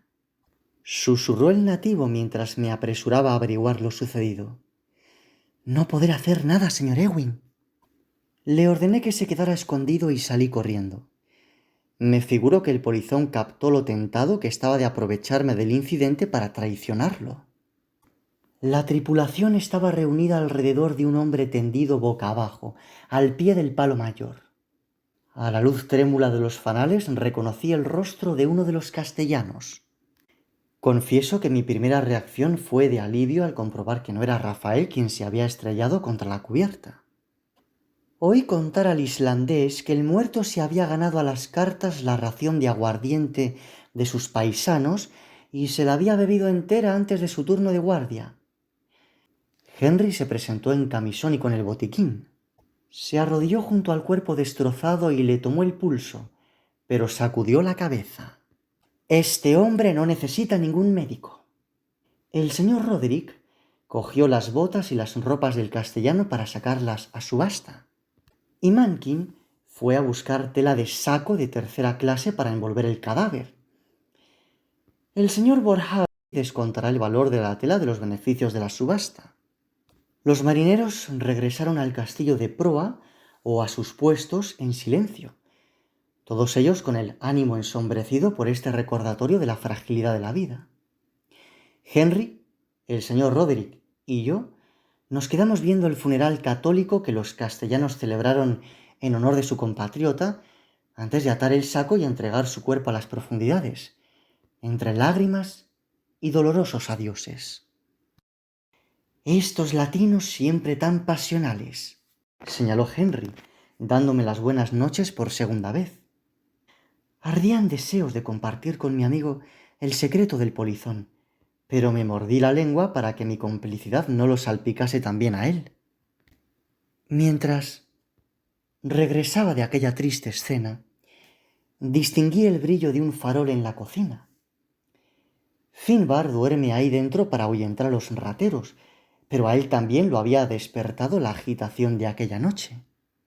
Se me ocurrió que el polizón podía llevar día y medio sin probar bocado y me entraron los 7 males. ¿Qué perversión bestial podría llegar a cometer un salvaje con el estómago vacío?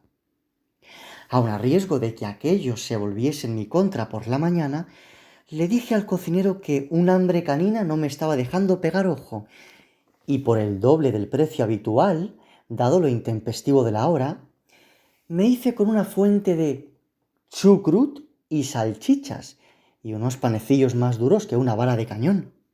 Ya en el interior de mi camarote, el salvaje me agradeció la gentileza y dio cuenta de las humildes viandas como si se tratase de un banquete en la Casa Blanca. No le confesé los verdaderos motivos de mi gesto, a saber, que cuanto más llena tuviese la barriga, menos peligro corría yo de que me devorase, sino que le pregunté por qué me sonrió mientras lo azotaban.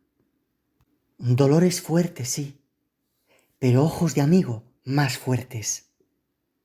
Le dije que no sabía nada de mí, ni yo de él. Se llevó el índice al ojo y luego señaló el mío como si ese simple gesto fuese suficiente explicación. Durante la guardia del medio, el viento aumentó de intensidad. Crujían las cuadernas y el mar se encrespaba inundando las cubiertas. No tardaron en aparecer goteras. El agua se filtraba por las paredes y me empapaba la manta. Ya podrías haber escogido un escondrijo más seco que el mío, murmuré para comprobar si el polizón estaba despierto. Mejor a salvo que seco, Masa Ewing, murmuró, tan alerta como yo. ¿Por qué?, le pregunté. Lo golpeaban tan salvajemente en la aldea. Se hizo un largo silencio. Yo ver demasiadas cosas. Yo no buen esclavo. Para aliviar el mareo durante esas horas de tedio, me dediqué a sonsacar al polizón el relato de sus andanzas. No puedo negar, además, que sentía curiosidad. Por culpa de su inglés macarrónico, la narración resultó un tanto deslavazada. Me limitaré a transcribir lo sustancial de la misma.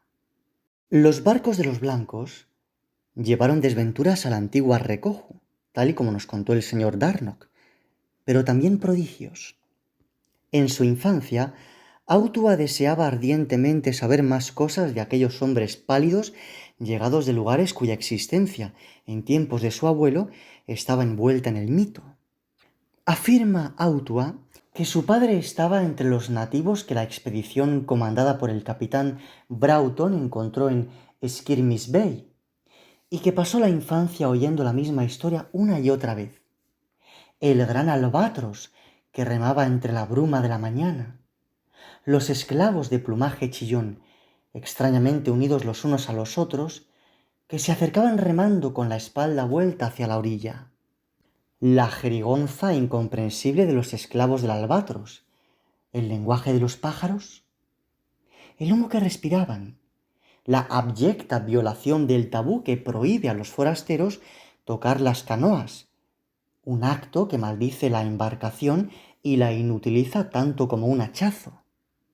El consiguiente altercado, los bastones que gritan, cuya furia mágica podía matar a un hombre desde la otra punta de la playa, y el brillante trapo de color azul océano, blanco nube y rojo sangre que los esclavos izaron en lo alto de un mástil antes de regresar al gran albatros. La bandera fue arriada y entregada a un cacique que la vistió con orgullo hasta que murió de escrofulosis. Autua tiene un tío, Coche, que alrededor de 1825 se embarcó en un barco de cazadores de focas procedentes de Boston. El polizón no sabe cuál es la edad exacta de su tío. Los Moriori estaban muy valorados a bordo de dichos navíos, pues, a falta de habilidades marciales, los hombres de Rekoju se ganaban el respeto con su destreza para la caza de focas y la natación. Para pedir la mano de una mujer, sirva como ejemplo, el pretendiente tenía que bucear hasta el fondo del mar y salir a la superficie con una langosta en cada mano y otra en la boca. Los polinesios recién descubiertos, dicho sea de paso, suelen ser presa fácil de capitanes sin escrúpulos. Coche, el tío de Autua, volvió 5 años después envuelto en ropas de paqueja, con aros en las orejas, una pequeña escarcela con unos cuantos reales y dólares, extraños hábitos como respirar humo, estridentes maldiciones e historias de ciudades y lugares tan insólitos que la lengua moriori no estaba en condiciones de describirlos. Autua juró que se embarcaría en el primer barco que zarpase de Ocean Bay para ver todos esos lugares exóticos con sus propios ojos. Su tío convenció al segundo oficial de un ballenero francés de que enrolase a Autua como aprendiz cuando éste contaba 10 años. En su consiguiente carrera de marinero, el joven Moriori vio las cordilleras de hielo de la Antártida, donde las ballenas se transformaban en islotes de sangre y después en barriles de aceite de esperma. En las plácidas islas encantadas cazó tortugas gigantes. En Sídney admiró majestuosos edificios, parques, carruajes tirados por caballos y damas con sombreretes. Los milagros de la civilización. Transportó opio de Calcuta a Cantón. Sobrevivió a la disentería en Batavia. Perdió media oreja en una reyerta con unos mexicanos ante el altar de Santa Cruz. Sobrevivió a un naufragio en el Cabo de Hornos y vio Río de Janeiro, aunque no llegó a desembarcar. Y en todas partes había experimentado la misma brutalidad despreocupada con que las razas más claras tratan a las más oscuras. Autua volvió en el verano de 1835, convertido en un joven maduro y avispado de unos 20 años. Tenía previsto casarse con una nativa, construirse una casa y cultivar unas pocas hectáreas. Pero como nos contó Darnog, al llegar el solsticio de invierno, los pocos morioris que seguían con vida se habían convertido en esclavos de los maoríes. Los años que Autua había pasado en contacto con tripulaciones de todo el mundo no le sirvieron para ganarse la estima de los invasores. Señalé lo inoportuno del regreso del hijo pródigo. No, Masa Ewing. Recojo llamarme de vuelta para yo ver su muerte. Yo ya saber. Se dio un toquecito en la cabeza. La verdad. El amo de Autua era el maorí con los tatuajes de lagartos, Kupaka, que les dijo a sus esclavos, maltrechos y horrorizados, que había llegado para librarlos de sus falsos ídolos. ¿Acaso os han salvado vuestros dioses? De su lengua degenerada. Ya os enseñará mi látigo a hablar en perfecto maorí. de su sangre impura. De tanto cruzaros los unos con los otros habéis perdido vuestro mana. A partir de ese momento quedaron prohibidas las uniones entre morioris, y todo hijo de hombre maorí y mujer moriori se declararía maorí. Los primeros transgresores fueron ejecutados de las formas más horripilantes, y los supervivientes se sumieron en ese marasmo que nace de toda opresión implacable. Autua desbrozó terrenos, plantó trigo y crió cerdos, todo ello al servicio de Kupaka, hasta que se ganó la confianza necesaria para fugarse. Lugares secretos en Rekohu, Masaewin, valles, fosas, cuevas en lo profundo del bosque de Motoporoporo, tan espeso que ni los perros encontrar tu rastro. Me figuro que fue en uno de esos lugares secretos donde me caí yo. Volvieron a capturarlo un año después, pero a esas alturas los esclavos moriori ya eran demasiado escasos para asesinarlos a la ligera. Los maoríes de rango inferior se veían obligados, con gran indignación por su parte, a trabajar junto a los siervos. Para eso dejamos la tierra de nuestros antepasados en Aotearoa, para terminar en este islote miserable. Se lamentaban. Autua volvió a escaparse, y en esta segunda etapa de libertad, el señor Darnock lo acogió en secreto unos cuantos meses, poniendo en grave riesgo su integridad.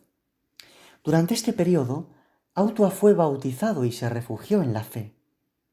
Al cabo de un año y medio, los hombres de Kupaka dieron con el fugitivo, pero esta vez el tornadizo cacique mostró respeto por el coraje de Autua. Después de la preceptiva azotaina de castigo, Kupaka lo nombró su pescador personal. El moriori pasó un año cumpliendo con su nueva función hasta que, una tarde, encontró atrapado en las redes un raro ejemplar de pez moeca. Le dijo a la mujer de Kupaka que ese pez solo podía comérselo un rey, y le enseñó cómo debía cocinárselo a su marido. Pez moeca, ser pez muy venenoso, Masaewin. Solo un mordisco, sí, y tú dormir y ya no despertar más. Durante el banquete de esa noche, Autua salió a hurtadillas del campamento, robó la canoa de su amo y cruzó a remo el brazo de mar agitado, impetuoso y sin luna, que los separaba de la desierta isla de Pit, 2 leguas al sur de la isla de Chatham, conocida por los morioris como Rangiauria y considerada la cuna de la humanidad. La fortuna sonrió al polizón, que llegó sano y salvo al amanecer, coincidiendo con un aguacero que impidió que ninguna canoa saliese en su busca. En aquel Edén polinesio, Autua subsistía a base de apio silvestre, berros, huevos, bayas, algún que otro jabato, solo se arriesgaba a encender fuego al amparo de la oscuridad o de la niebla, y la convicción de que Kupaka por fin había recibido el castigo que se merecía. ¿No se le hacía insoportable la soledad? De noche, visitarme los antepasados. De día, yo contar historias de Maui a los pájaros, y los pájaros contarme historias del mar. Así vivió el cimarrón muchas estaciones, hasta que el pasado septiembre una tormenta de invierno hizo naufragar al Elisa, un ballenero de Nantucket, en los arrecifes de la isla de Pitt. Toda la tripulación murió ahogada, pero el ínclito señor Walker, tan entusiasta como siempre cuando se trataba de dinero fácil, cruzó el estrecho en busca de jugosos pecios. Al descubrir indicios de que la isla estaba habitada y encontrarse la vieja canoa de Kupaka, cada embarcación está decorada con motivos exclusivos, se dio cuenta de que había encontrado un tesoro de sumo interés para sus vecinos maoríes. 2 días después desembarcaba en la isla de Pitt una nutrida partida de caza procedente de la isla vecina. Autua, que estaba sentado en la playa con la mirada fija en los intrusos, se quedó de piedra al ver entre ellos a su viejo enemigo, Kupaka, ciertamente envejecido, pero todavía vivito, coleando y entonando cánticos de guerra a voz en cuello. Mi compañero, mal que me pese, de camarote, concluyó su relato. El perro glotón de ese, robar el mueca de la cocina y morir. Maurí no morir. Sí, Cupaca darme latigazos, pero estar viejo y lejos de casa y su mana estar vacío y débil. Maurí vivir de guerra, venganza, peleas, la paz matar ellos, muchos volver a Zelanda, Cupaca no poder, su tierra no existir más. Entonces, semana pasada, Masaewin, yo verte y saber que tú salvarme, yo saber. 4 tañidos de campanas señalaron la guardia matinal, mientras el ojo de buey revelaba un amanecer lluvioso. Había conseguido dormir un poco, pero mis plegarias de que la aurora disolviese al Moriori no se habían visto atendidas. Le pedí que fingiese haber salido de su escondrijo justo en ese momento y que no mencionase nada de nuestra charla nocturna. Asintió, pero me temí lo peor. La inteligencia de un nativo no puede competir con un Borja. Recorrí el pasamano hasta el comedor de oficiales. El profetes coceaba como un potro salvaje. Llamé a la puerta y entré. El señor Roderick y el señor Borja estaban escuchando al capitán Molinex. Me aclaré la garganta y di los buenos días a todos, lo que suscitó la siguiente respuesta por parte de nuestro amable capitán. Mejor día será si se va a tomar por culo ahora mismo. Sin perder la calma, pregunté cuándo tendría tiempo el capitán de recibir noticias al respecto del polizón nativo que acababa de salir de entre los rollos de maroma almacenados en mi supuesto camarote. Durante el silencio subsiguiente, el pálido y rugoso cutis de sapo del capitán Molinex adquirió la tonalidad rosácea del roast beef.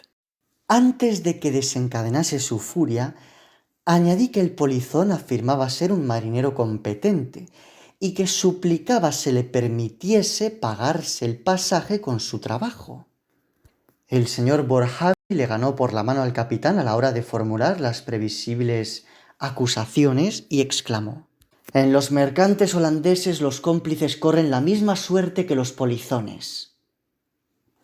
Le recordé al holandés que navegábamos bajo el pabellón inglés y le pregunté por qué razón, si de veras hubiese sido yo quien había escondido al polizón bajo las maromas, habría solicitado con tanta insistencia desde el jueves por la noche que se llevasen la molesta maroma a otra parte, pidiendo con ello a gritos que se descubriese mi presunta conspiración.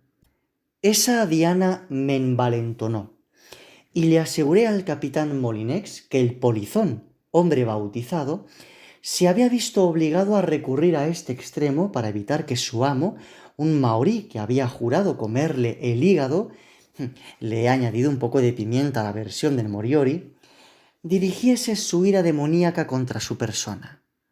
El señor Borjavi rompió a despotricar. «O sea que lo que quiere este negro es que le estemos agradecidos». «No», le he respondido. «Lo que el Moriori pide es que se le permita demostrar que puede serle útil al profetes». El señor Borjavi siguió escupiendo veneno. «Un polizón es un polizón aunque cague pepitas de oro. ¿Cómo se llama?» He dicho que no lo sabía porque en lugar de ponerme a interrogarlo había venido a informar al capitán sin perder un instante. Por fin terció Molinex. «¿Un marinero competente, dice usted?»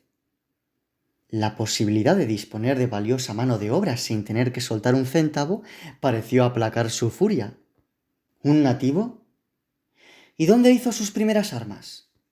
Repetí que 2 minutos no habían sido suficientes para enterarme de toda su historia, pero que mi instinto me decía que era un hombre sincero. El capitán se acarició la barba. «Señor Roderick, acompañe a nuestro pasajero y a su instinto, y lleve a su salvaje mascota al pie de la mesana». Le lanzó una llave al primer oficial. «Señor Borjavi, mi escopeta de caza, por favor». El segundo oficial y yo obedecimos. «Un asunto peligroso», me advirtió el señor Roderick. La única ley a bordo del Prófetes es el capricho del viejo. Otra ley llamada conciencia rige donde quiera que Dios pone la vista, le respondí yo. Autua aguardaba su destino con los pantalones de algodón que yo me había comprado en Port Jackson. Cuando subió a bordo desde la barca del señor Darnock, el nativo lucía un simple taparrabos y un collar de dientes de tiburón por toda vestimenta. Llevaba la espalda al aire. Mi esperanza era que las cicatrices de los latigazos sirviesen como testimonio de su fortaleza y al mismo tiempo inspirasen un sentimiento de piedad en los corazones de los presentes. Las comadres de a bordo habían difundido la noticia del espectáculo y la mayoría de los marineros ya se habían congregado en cubierta. Mi amigo Henry seguía en la cama, sin la menor idea del peligro que yo corría. El capitán Molinex agarró al Moriori como si estuviese examinando una mula y se dirigió a él con estas palabras. El señor Ewing, que no sabe cómo has subido a bordo de mi barco, dice que te consideras marinero. Autua respondió con valor y dignidad. Sí, señor capitán. 2 años en Ballenera, Mississippi de Le Havre a las órdenes del capitán Maspero y 4 años en Cornucopia de Filadelfia a las órdenes de capitán Catton, 3 años en un mercante de la India. El capitán Molinex lo interrumpió señalando los pantalones de algodón. ¿Los has birlado ahí abajo? Autua sabía que también me estaban juzgando a mí. Ese caballero cristiano darme, señor. Las miradas de la tripulación siguieron el índice del polizón, que apuntaba hacia mí, y al señor Borjave le faltó tiempo para abalanzarse sobre ese flanco débil. ¿Ah, sí? ¿Y cuándo exactamente se te ha obsequiado con tal regalo? Me acordé de una máxima de mi suegro. Para engañar a un juez, hazte el interesado, pero para embaucar al tribunal entero, hazte el aburrido. Y fingí que me sacaba una mota del ojo. Autua respondió con avisada agudeza. Hace 10 minutos, señor. Yo no ropas. El caballero decir, desnudo no bien, vestir esto. Si eres tan marinero, dijo el capitán, levantando el pulgar, a ver cómo arrías el juanete de este palo mayor. El polizón se mostró perplejo y confundido, y sentí que la absurda confianza depositada en el testimonio del salvaje se volvía en mi contra. Pero Autua se había olido la trampa. Señor, este mástil no ser palo mayor, este mástil ser palo de mesana, ¿sí? El capitán Molinex, impasible, asintió con la cabeza. En ese caso, ¿serías tan amable de arriar el juanete de la mesana? Autua echó a trepar con soltura, y yo pensé que tal vez no estaba todo perdido. El sol, recién salido, brillaba a ras del agua y nos obligaba a entornar los ojos. Cargue, apunte, le dijo el capitán a Borjave cuando el polizón ya había rebasado la botavara de la cangreja. Y dispare cuando se lo ordene. Protesté a voz en grito que el nativo estaba bautizado, pero el capitán Molinex me dijo que me callase si no quería volver nadando a las Chatham. Ningún capitán estadounidense osaría jamás abatir a un hombre, ni siquiera a un negro, de un modo tan aborrecible. Autua llegó a la verja más alta y la recorrió con simiesca agilidad a pesar del fuerte oleaje. Al ver desplegarse la vela, uno de los marineros más avezados, un adusto islandés, trabajador formal y diligente, manifestó en voz alta su admiración. «Este moreno es mejor que yo. Tiene garfios en los pies». Le habría besado las botas en señal de gratitud. Enseguida Autua había arriado toda la vela, una operación complicada hasta para un grupo de 4 hombres. El capitán Molinex gruñó satisfecho y le ordenó al señor Borjave que guardase el arma. «Pero que me aspen si le pago un solo centavo a ese polizón. Tendrá que ganarse el pasaje a Hawái con el sudor de su frente. Si cumple como Dios manda, ya le haremos los papeles. Señor Roderick, que use el COI del español muerto. He gastado un plumín entero en relatar los emocionantes acontecimientos de la jornada. Está demasiado oscuro para seguir escribiendo. Miércoles 20 de noviembre. Fuerte brisa del este, muy salobre y opresiva. Henry ha realizado los análisis y me ha dado una mala noticia, aunque podría ser peor. Mi malestar es consecuencia de un parásito, el gusano coco cerbello. Se trata de un gusano endémico tanto en la Melanesia como en la Polinesia, aunque la ciencia solo lo ha descubierto hace 10 años. Crece en los pestilentes canales de Batavia, que fue donde probablemente contraje la infección. Una vez ingerido, remonta al torrente sanguíneo del huésped hasta llegar al cerebellum anterior. De ahí mis migrañas y mareos. Ya alojado en el cerebro, entra en fase de gestación. No eres de los que huyen de la realidad, Adam, me ha dicho Henry. Así que no te voy a dorar la píldora. Cuando las larvas del parásito eclosionan, el cerebro de la víctima se convierte en una coliflor agusanada. Exhalaciones putrefactas oprimen los tímpanos y los glóbulos oculares hasta reventarlos, liberando una nube de esporas de gusano coco. Así reza mi sentencia de muerte. Pero ahora viene la suspensión de la ejecución y el recurso de apelación. Un compuesto de urusio alcalino y de manganeso orinoco calcificará el parásito y la mirra lafridíctica lo desintegrará. La botica de Henry contiene los preparados en cuestión, pero lo fundamental es administrar la dosis precisa. Menos de una dracma de compuesto nos sirve para eliminar el parásito, pero si se rebasa esa cantidad, la cura puede matar al paciente. El médico me ha advertido que cuando el parásito muere, sus glándulas venenosas se abren y segregan el contenido, de manera que antes de curarme del todo, me sentiré peor. Henry me ha dicho que no le hable a nadie de mi estado de salud. Una hiena como Borhead no dudaría en aprovecharse la debilidad ajena. Y los marineros ignorantes pueden mostrarse hostiles hacia los aquejados de enfermedades que no conocen. Oí hablar de un marinero que una semana después de zarpar de Macao con destino a Lisboa, mostró los primeros síntomas de la lepra. Ha recordado. Y la tripulación tiró al pobre infeliz por la borda sin pensárselo 2 veces. Durante mi convalencia, Henry informará a los corrillos de que el señor Ewing tiene unas décimas de fiebre debido al clima y él mismo se ocupará de cuidarme. Al preguntarle por los honorarios, se mostró indignado. ¿Honorarios? Ni que fueses uno de esos vizcondes hipocondríacos con la almohada repleta de billetes. La divina providencia ha querido que sea yo quien te atienda, porque dudo que haya 5 hombres en todo el Pacífico capaces de curarte. ¡Al diablo los honorarios! Lo único que te pido es que seas un paciente disciplinado. Ahora, si eres tan amable, coge los polvos y retírate a tu camarote. Pasaré a verte después de la última guardia. Mi doctor es un diamante en bruto de primera calidad. Ni siquiera ahora, mientras escribo esto, logro contener las lágrimas de gratitud. Sábado, 30 de noviembre. Los polvos de Henry son un medicamento realmente prodigioso. Inhalo los preciados granitos de una cucharilla de marfil y al instante una alegría incandescente invade todo mi ser. Se me agudizan los sentidos y me olvido de brazos y piernas.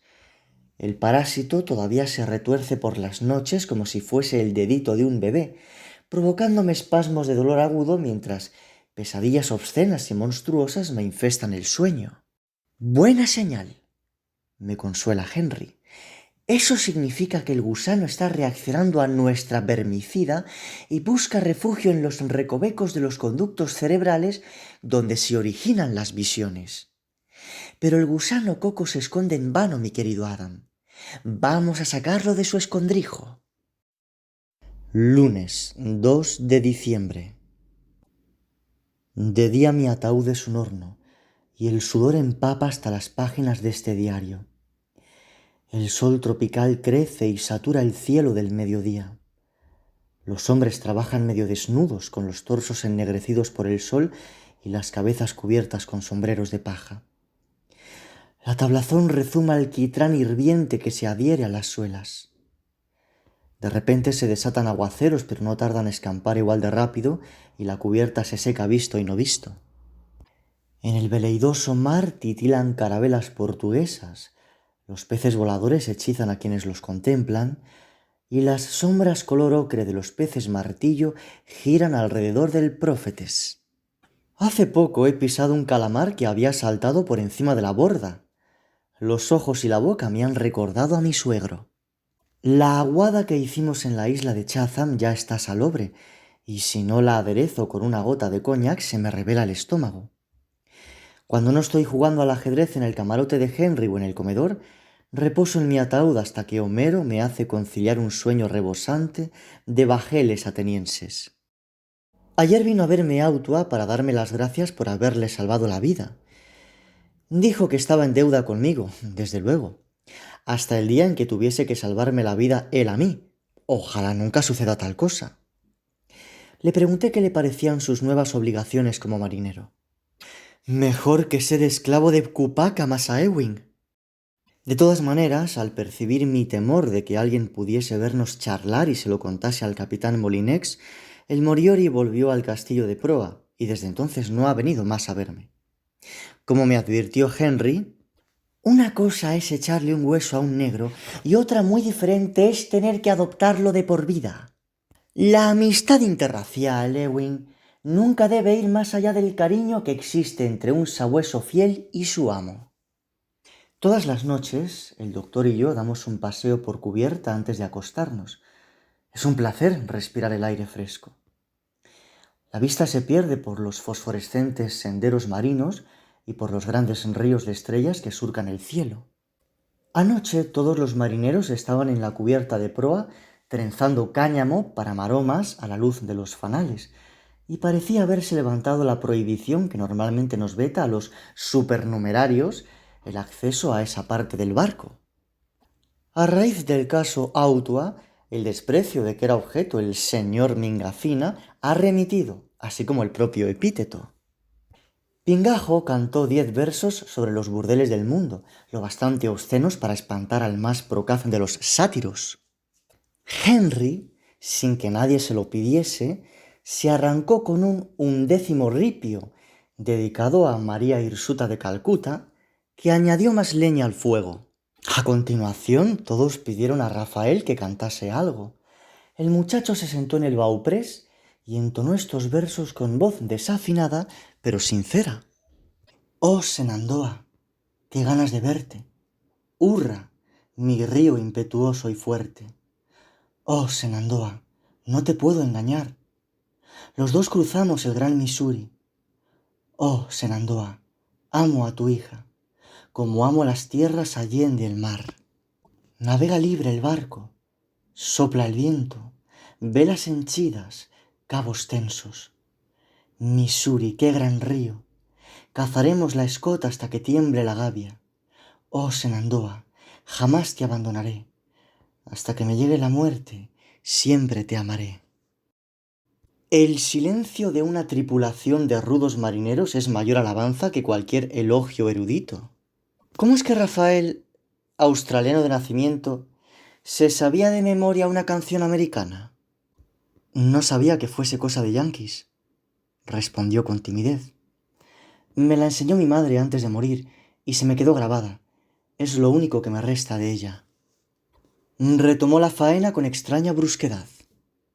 Henry y yo volvimos a percibir la hostilidad que siempre irradia a todo obrero hacia los espectadores ociosos, así que dejamos a los marineros atareados con su labor. Al leer lo que escribí el 15 de octubre, cuando conocí a Rafael mientras